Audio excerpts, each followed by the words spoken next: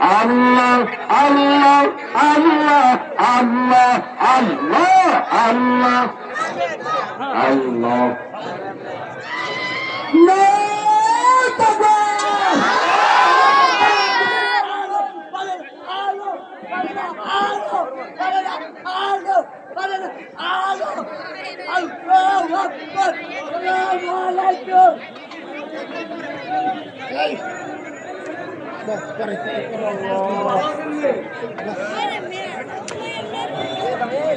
ভাই একটু আগুয়ান হানিফ ভাই সব আগুয়ান পিছনে জায়গা জায়গা জায়গা জায়গা জায়গা ভাই জায়গাগুলো ফাঁকা জায়গাগুলো اللهم آمين আল্লাহ মাহফিল কে আপনি হেদায়েতের জন্য কবুল করে নেন। भैया हेलो মাহফিলে হাজির হইলাম, আপনার ওলি না বানে এখান থেকে কাউকে বিদায় দিয়েন না। رب ارحمهما كما ربياني صغيرا وصلى الله تعالى على خير خلقه محمد وآله وأصحابه وأزواجه وأتباعه أجمعين وارحمنا معهم برحمتك يا أرحم الراحمين. السلام عليكم ورحمة الله وبركاته. ভাই তো বাতাস দেন তো, মনিটর দুটো বন্ধ করে দেন, মনিটর দুটো। আর যারা আসছে বাহিরে আস্তে আস্তে ভিতরে ঢুকে যাই, ওই দিকে একটু জায়গা আছে, আমরা সবাই ঢুকে যাই আস্তে আস্তে, আমরা ঢুকে যাই আস্তে আস্তে।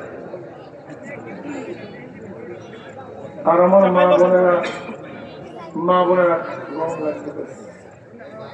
মা বোনেরা যে যেখানে আছেন,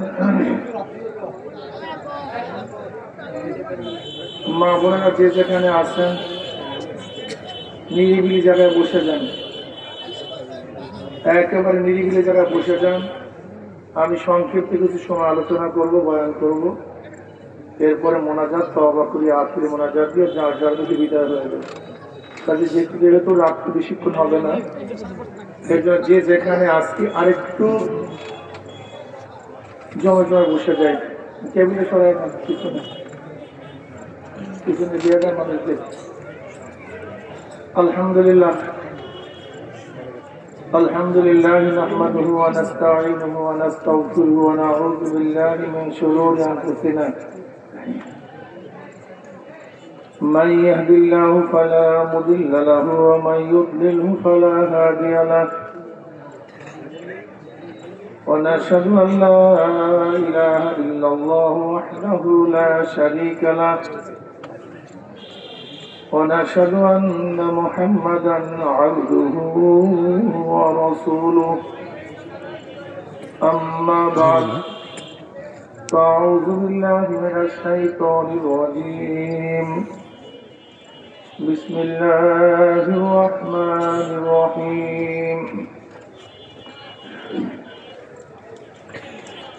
يا أيها الذين آمنوا صلوا عليه وسلموا تسليما اللهم صل على سيدنا ونبينا وحبيبنا مولانا محمد صلى الله عليه وعلى آله وأصحابه وبارك وسلم. সবাই দরুদ শরীফ। اللهم صل على سيدنا حبيبنا مولانا محمد صلى الله عليه وعلى آله وأصحابه وبارك وسلم. اللهم صل على سيدنا وحبيبنا مولانا محمد صلى الله عليه وعلى آله وصحبه وسلم. أعوذ بالله من الشيطان الرجيم بسم الله الرحمن الرحيم فريق في الجنة وفريق في السعير صدق الله مولانا العظيم وصدق رسول النبي الكريم. আল্লাহ পাকের বান্দা জনাব মুহাম্মদ রাসূলুল্লাহ সাল্লাল্লাহু আলাইহি ওয়াসাল্লাম উম্মতগণ,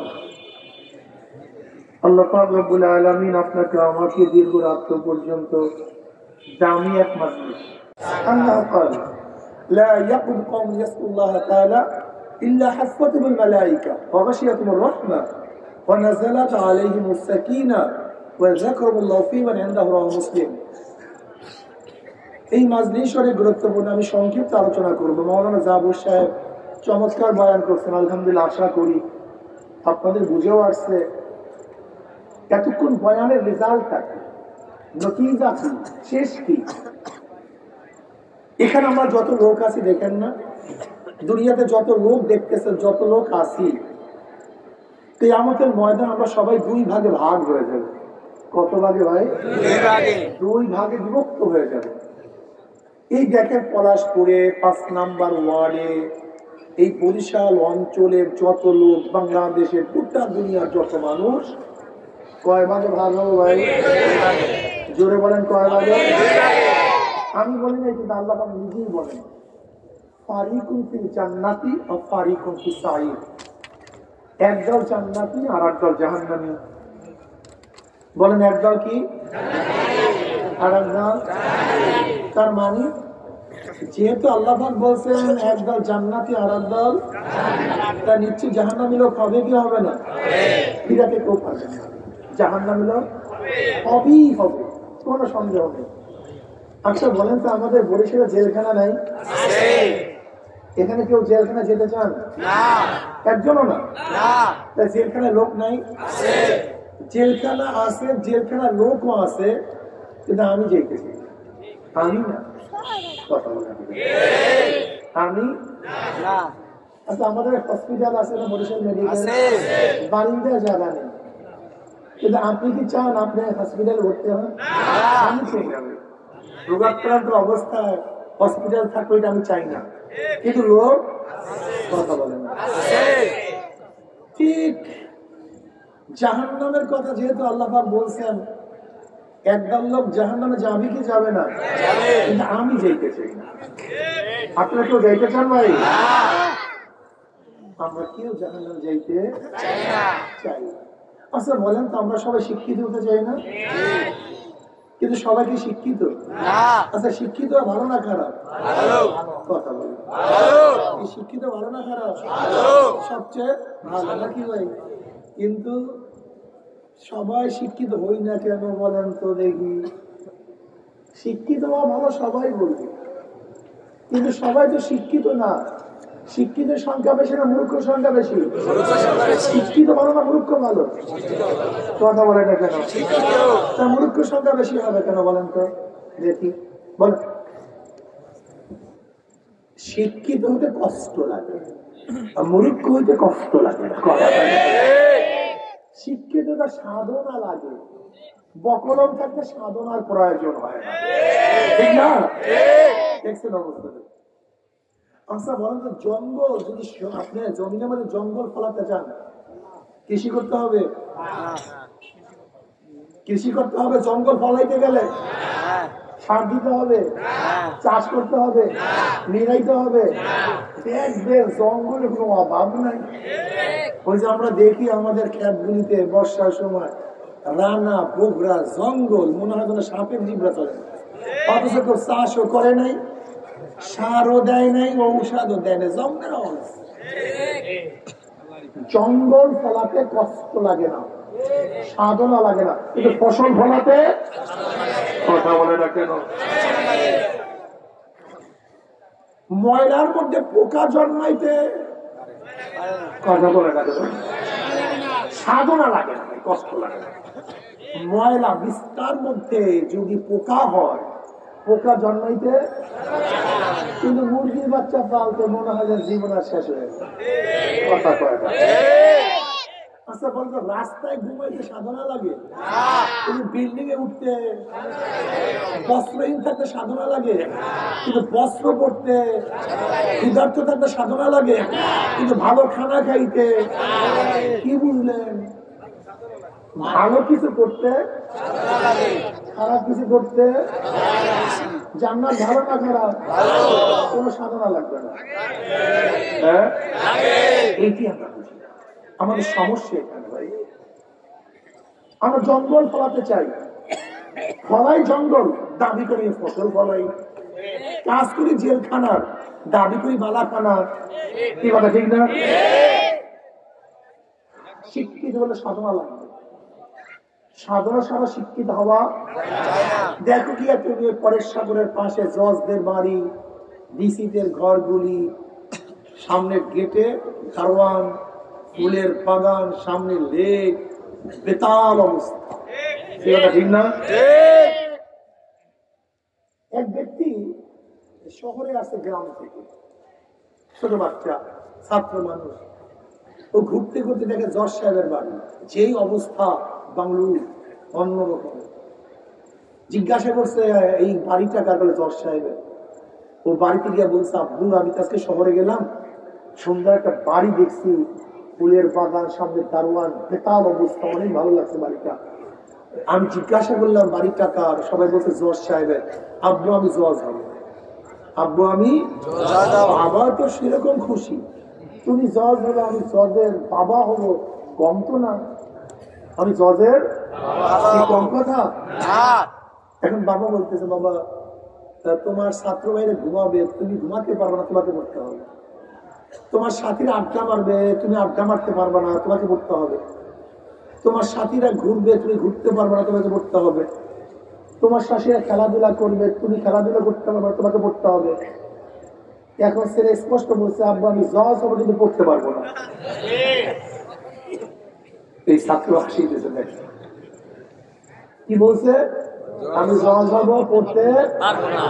কি তুমি বলে পারবে না জজ হইতে? কি কথা বলে পারবে? পড়াশোনা ছাড়া জজ হইতে পারবে? তুমি দাঁড়াও, হ্যাঁ পড়াশোনা ছাড়া জজ হইতে পারবে? তুমি দাঁড়াও, আরো শুনলো, পড়াশোনা ছাড়া জজ হইতে পারবে? দেখ দুনিয়া বুঝার ব্যাপারে কার কোনো কি কথা, এতক্ষণ যত প্রশ্ন করছে সবাই বলছে হ্যাঁ না সব ঠিক চোয়া। যে ফসল ফলাইতে কষ্ট লাগবে, পড়াশোনা করতে কষ্ট লাগবে, জেলখানা যেতে কষ্ট নাই, পোকা ফলাইতে কষ্ট নাই, ছোট বড় এখানে যারা আছে শিক্ষিত মূর্খ কি কথা বলে না, একেবারে প্রত্যেকের জবাব 100% সহি শুদ্ধ। এবার বলেন তো, এই আমাদের এলাকায় যে জজ সাহেবের বাড়ি কয় একর জমি মনে করেন? 1-2 একর, ঠিক না? 2-3 একর হবে, বা তাও হবে না।